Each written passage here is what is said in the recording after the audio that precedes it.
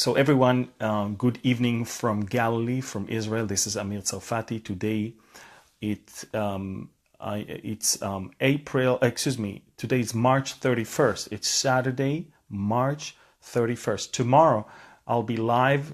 It's Resurrection Sunday. Some of you call it Easter.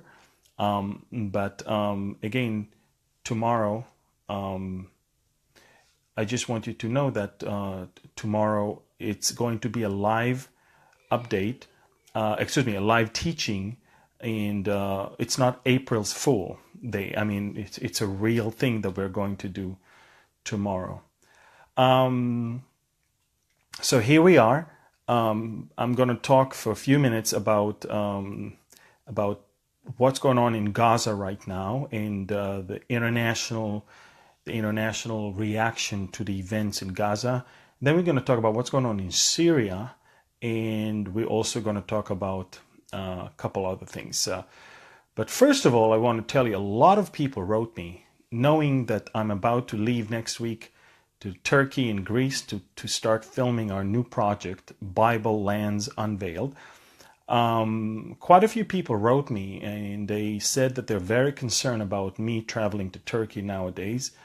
In fact, some people had some dreams and visions, and they wanted to share with me, basically warning me not to go.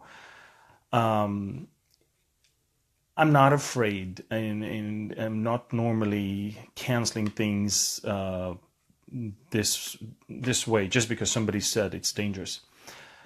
However, when we received an email from our counterparts in Turkey, the Turkish producers told us that it's better not to come, or if I am to go to Turkey, I need to basically delete all of my YouTube content because of my criticism on Erdogan. Or I don't think I criticize anything. I think I just report things that are happening. In fact, Turkey is in a very, very bad spot right now. Probably it's in its worst shape right now, as far as the fear and the terror that is in the streets, and it's not what it used to be. And we decided to, once we got that email, when we realized that my safety and my freedom is not secured over there, we decided to change our plans. And I'll be flying, in fact, to Rome, and I'll be teaching twice in Rome, Bible studies. One will be next to the Colosseum, and the other one will be next to the Vatican. And God gave me two messages. It's interesting. One is related to the book of Romans, and both of them are actually related to the book of Romans. But one is completely about Israel, about to the Jews first. The title will be When in Rome, to the Jews first. And it's very interesting. I asked the Lord, why is it that you take me all the way to Rome to teach a message on the Jewish people first? And the Lord told me, basically, everywhere Paul went, and even while being in Rome, he made sure that he fulfills his duty to go to the Jewish people first.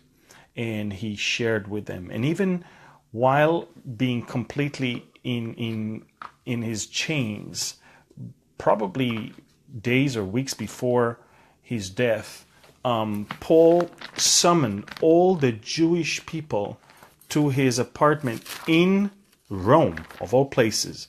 And Paul gave them a very interesting, I'm not sure if it's called speech, but it says in Acts chapter 28, it says, and it came to pass that after these days that Paul called the leaders of the Jews together. And that's when he came back to Rome. So when they had come together, he said to them, men and brethren, though I have done nothing against our people, or the customs of our fathers, yet I was delivered as a prisoner from Jerusalem into the hands of the Romans, who when they had examined me wanted to let me go, because they found there was no cause for putting me to death. But when the Jews spoke against it, I was compelled to appeal to Caesar. Not that I have anything of which to accuse my nation, For this reason, therefore, I have called for you to see you and speak with you, because for the hope of Israel, I am bound with this chain. Wow. Can you imagine Paul, an ultra-Orthodox Jew, is in Rome and he's summoning the Jewish people and he's telling them, I have nothing against you. I totally understand the blindness of our nation.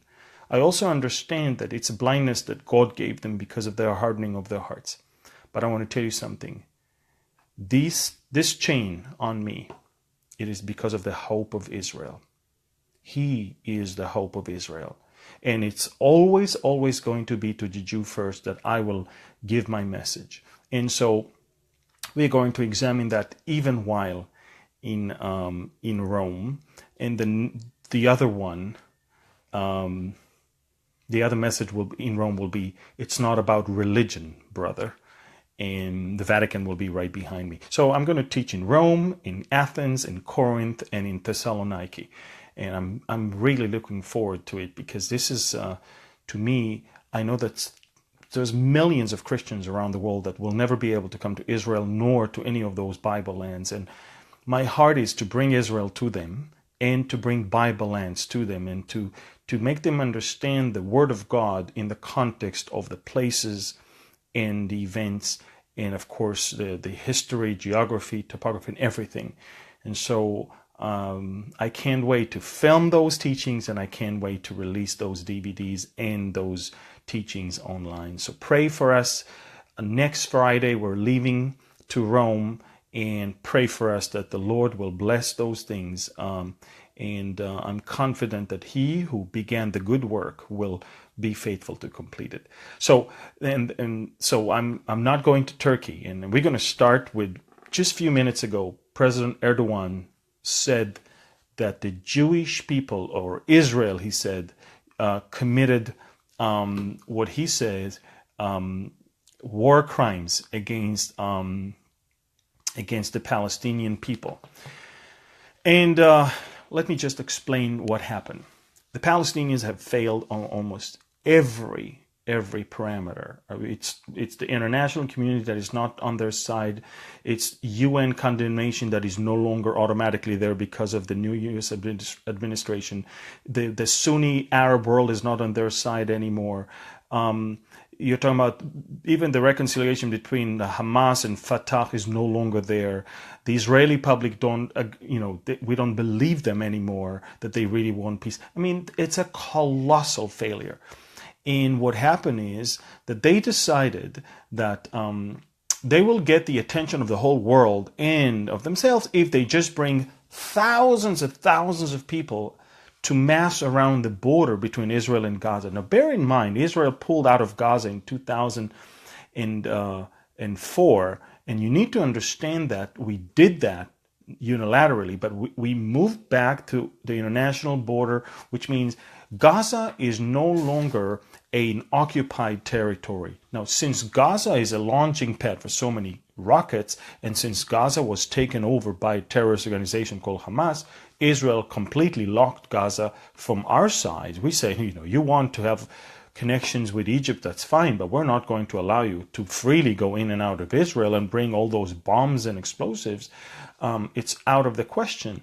We're definitely going to let food and medicine or anything you need into the Gaza Strip. We will definitely do that, but we're not going to open the Gaza Strip to Israel as if nothing is happening when the terrorist organization is taking over.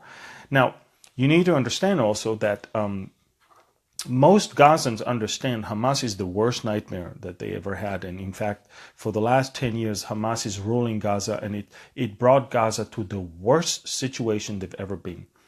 Now, bear in mind that they promised a march of 1 million people, and barely 20,000 showed up. Now, Israeli intelligence, knew exactly that they're going to use this mass gathering of thousands of people to infiltrate through the fence into Israel, and to let terrorists, under the guise of some popular peaceful demonstration, we knew that they're planning on sending terrorists, and so they did. In fact, if Israel killed anyone, we killed armed people, we killed terrorists, we killed several people that tried to plant bombs, and we killed people who try to infiltrate with guns on them. So peaceful it wasn't, civilian it wasn't, and it was everything we expected it to be and more. And trust me, the casualties, 16, was nothing compared to what it could have been. And I want to tell you something. 16 people, and I'm talking about innocent people in Syria, women and children that die almost every hour, nobody cares about them. Nobody convened the Security Council of the United Nations. Nobody does a thing. But 16 Palestinians, of which most of them are armed and try to infiltrate into Israel, that is a war crime. We need to investigate that. The Security Council convenes. The UN Secretary General says, well, let's have an independent investigation of how they died.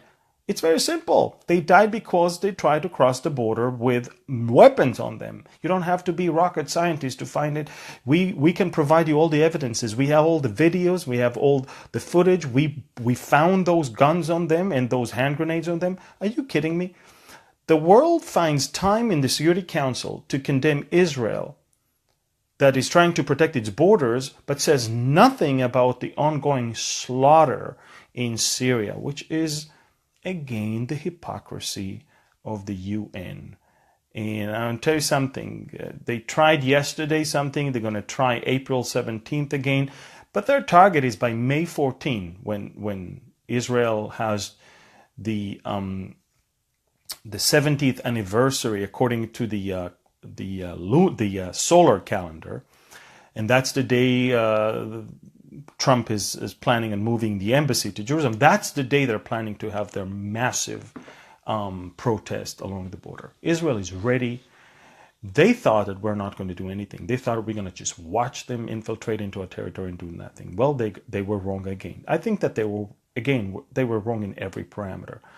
But it's interesting how you can clearly see how the Turkish president is using every opportunity to infiltrate, to somehow incite and bring more fire towards us.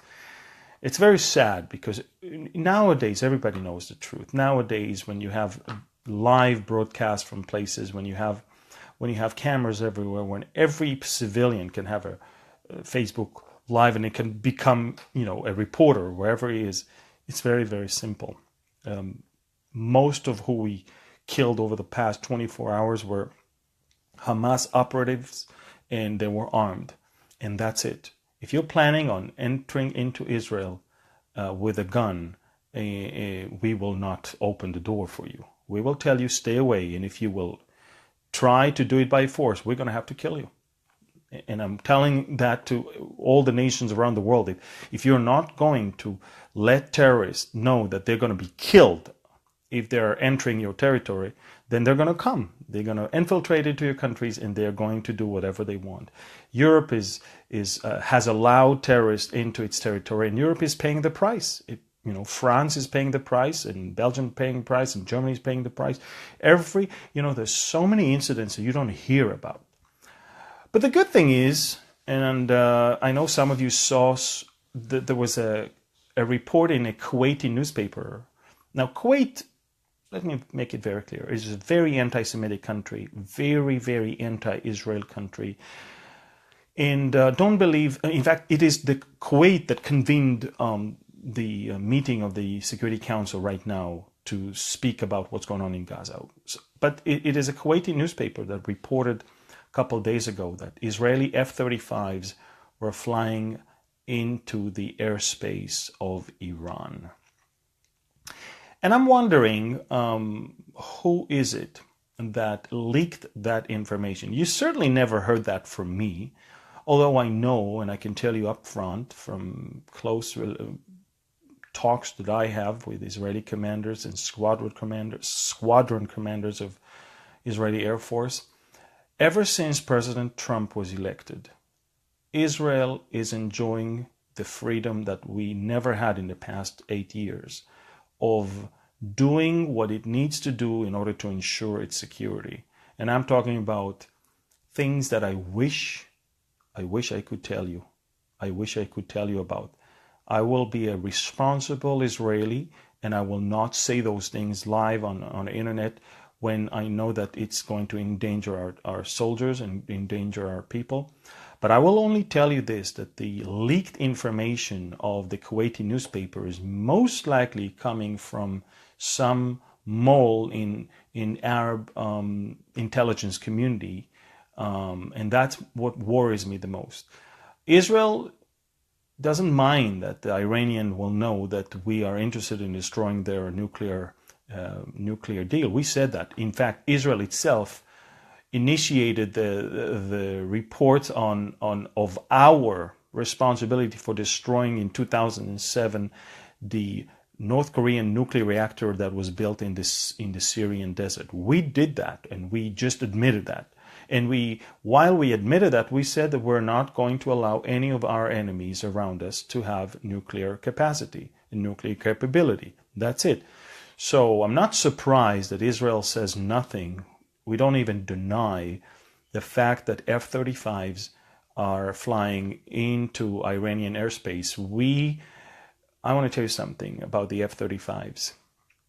We bought them from America. We've got already quite a few of them, maybe 6 or 7 of them. But we put in them systems that are made in Israel, made by Israel. And there are systems that allow the stealth jet fighter to even be more creative and more invisible. And the Russian raiders and the Iranian raiders, in fact, most of the region, they never heard about those flights. Allow me to suspect that the only ones that were aware of our flights there were the Americans, and now allow me to not to suspect, but to tell you up front that ever since Trump is in the White House, America is allowing Israel to do what Israel needs to do in order to gather information about the Iranian nuclear plan. For the 8 years of Obama's administration, we were warned by Obama, don't even think about flying towards Iran. Certainly not to attack there. And I want to tell you that in the last year, Israel had more operations in the depth of our enemy's territory, more than in 1 year. We had more operations than all 8 years combined. And we do that because we finally have someone who understands how and why and who should fight terrorists. And this is the one thing I admire about President Trump, is that you don't have to be a rocket scientist. You just have to understand there's the good guys and there's the bad guys. The good guys will always tell you the truth. The bad guys will always lie to your face. And the good guys will be on your side all the time. And the bad guys will only be with you when they need you. And they'll turn their back to you when you're no longer helping them somehow. And he could see that immediately. And he doesn't believe the Iranians. He knows that the Iranians are very sneaky. They're snakes. And I'm talking about the Iranian administration, the people. The Iranian people are wonderful people, just so you know. We love them, and we hope that one day they will be released from that regime of tyrants over there. But I want to tell you that President Trump is in actions and in words is signaling to the world that in mid-May he's probably going to pull out of the Iranian nuclear deal. And that's why the Europeans are very concerned right now. In fact, the Europeans are standing firm with Trump when it comes to what's going on in Syria right now. And just like Kim Jong-un, the Europeans understand that in the White House, there is someone who's not playing games. And there is someone who's, they can call him crazy, but he is crazy. He's crazy because it's unknown in the realm of diplomacy to see someone who says one thing and means it. And he says it and he does it, and they don't understand. How come you're saying everything? How come you're going straight forward? I mean, it's very strange for them. I've seen Trump's greeting for Passover and Easter a couple days ago, and I was deeply moved because I saw a president that understands one thing. He understands the aspiration of the Jewish people to live in freedom in their promised land. He called that their promised land. And he also acknowledged the faith in not only Jesus Christ as the Son of God, but also in the resurrection of Jesus. I wish I could meet the guy and tell him how much there are so many Israelis that appreciate him, that love him. And I can tell you another thing. I can tell you that it's very easy to always think about his shortcomings and more so about his vices and bad past. I want to tell you something. We are all sinners saved by grace. And I can tell you one thing. From what I know, and I know that some of you may not agree with me, but I know some of the advisory members of President Trump when it comes to spiritual matters. And they told me that towards the end of the election campaign, about a month before the elections, when all the bad, terrible, locker room conversation was leaked to the media, that was the time President Trump understood his sinful nature and realized how much he needs Jesus. And it's interesting, ever since you see he's very, very consistent in his support in Christianity and Christians and in Judeo-Christian principles. It's very, very interesting also that most of what they come up with is old stuff. The guy was a sinner. In fact, show me one politician in Washington, D.C. that is clean. But I will also tell you that this is a trick of the enemy. Satan will always, once you're saved, once you're forgiven, then Satan will always remind you of how bad your sins were and how bad you were and how unforgiven you are and all of those things. And I want to tell you something. I look at President Trump and I'm saying to myself, if this man is saved, God is using him in an amazing way right now. And I'm speechless when I see those things. He's so bold in the way he speaks, not only to the people of the world, but also to the media. And he puts the Midianites right where they need to be. And he tells them the truth to their faces. And they don't like him. And if the media loves you, you're in trouble. You're in deep trouble. The Midianites will always, always take the side of the one who owns them and the one who sponsors them. They're not straightforward and they're not, having their own independent thinking. They are the horn of the one who owns them, and remember that. Now, I know President Trump just said that we will not stay long in Syria. He just said a couple days ago. And then came the Saudi crown prince today, and he said, if America is going to leave Syria, Iran will take over. And I will tell you something.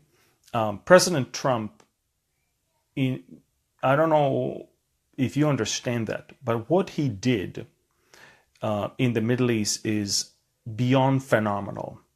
He understood one thing. He understood that the one thing that the Syrians, the Russians are looking for is financing their struggle over there. He understood that the biggest oil fields are the prize that they want to have. He understood that in order to stop Assad, you need to stop his funding.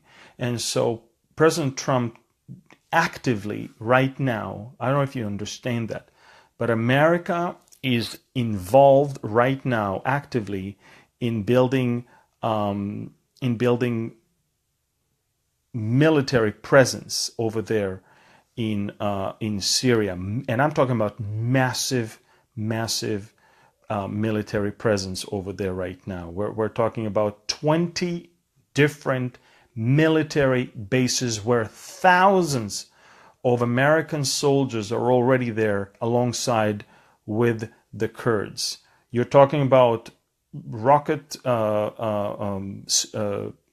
some bases that are shielded from rockets all around those oil and gas fields in the Syrian area east of the Euphrates. Also, a military installation is being built next to the Omar oil field, and the Americans brought their tanks and armored vehicles and drawbridges to cross the water and so many things. You understand that those oil fields manufacture 15,000 barrels a day, and neither the Shiites nor ISIS or Bashar al-Assad or the Russians are having their hand on them. It is the American protected forces that are there right now.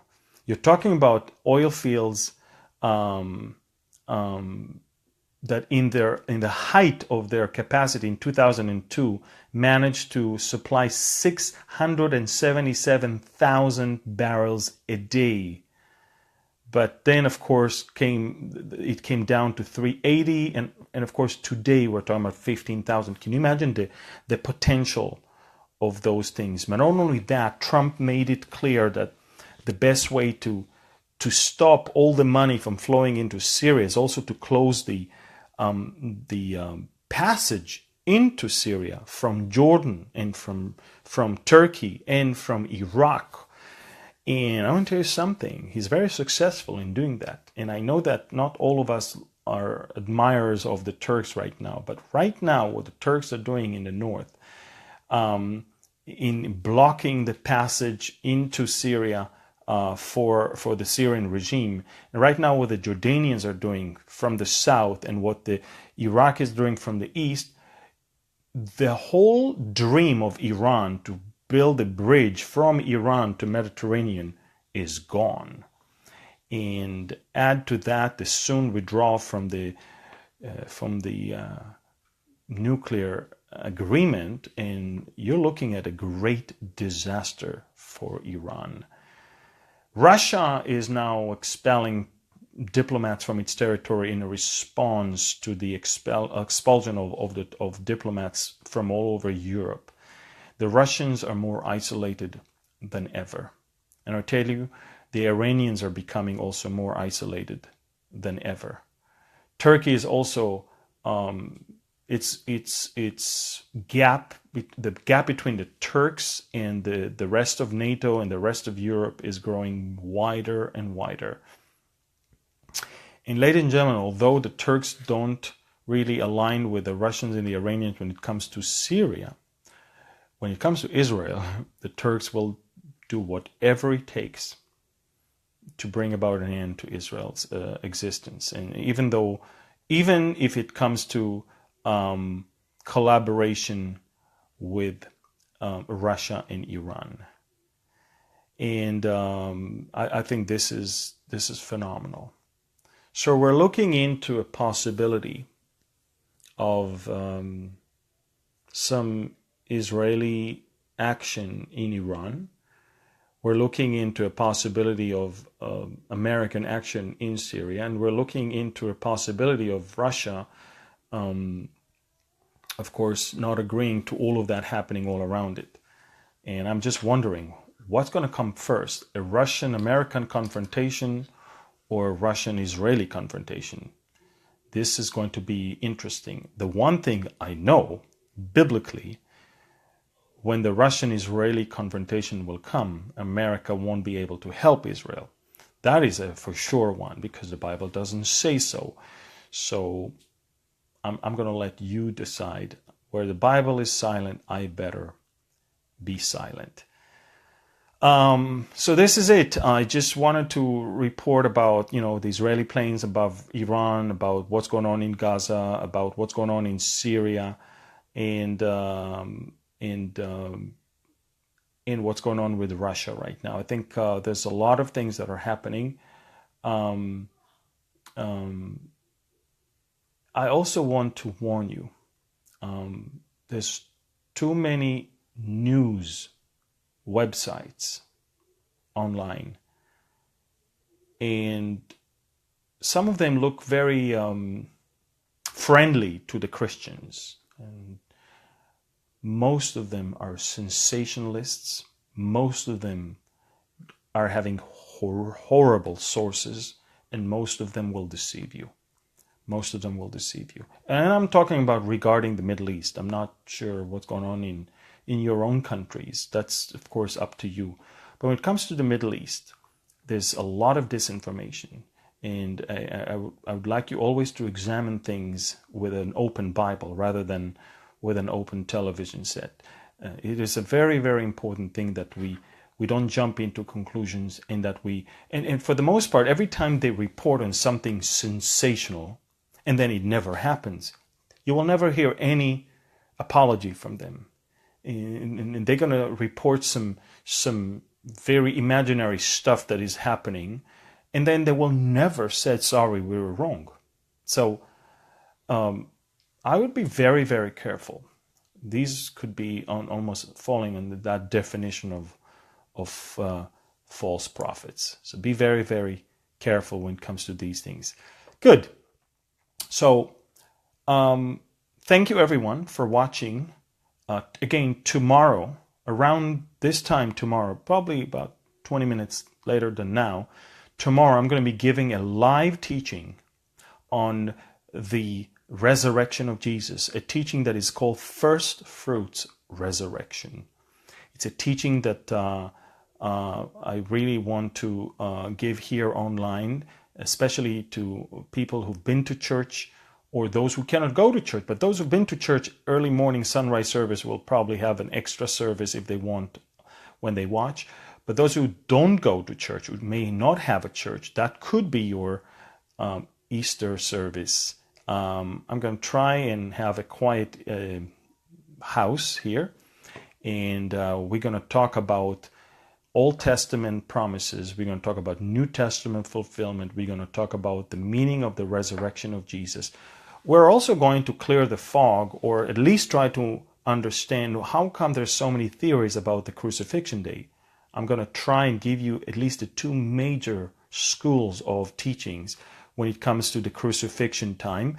And we're going to try and understand why is it that there's so much confusion about that. And we're also going to talk about what is it that the sign of Jonah meant versus what is it that Hosea the prophet meant. So we're going to look into those things tomorrow evening. We're going to talk about the meaning of the resurrection. We're going to talk about many things tomorrow. Hopefully you will be there, and tomorrow you'll be blessed by the message. Thank you very much. Again, I'm not going to Turkey. For those of you who were very concerned, we switched Turkey with Rome, and I'm going to fly next Friday to Rome, and then to Athens, Corinth, and Thessaloniki, and I'm going to be filming my new project, my new teaching project called Bible Lands Unveiled. And the Lord gave me several messages to speak. In Rome, I will speak from the book of Romans. In Athens, we'll talk about the book of Acts. And in both Corinth and Thessaloniki, I'll be teaching from the letters that Paul wrote to those two churches. Thank you very, very much, and God bless you, and shalom. And I am excited about tomorrow because we're celebrating the Resurrection Sunday, and even in Israel, it falls this year on Sunday. Thank you, and God bless you, and shalom from Galilee. Bye-bye.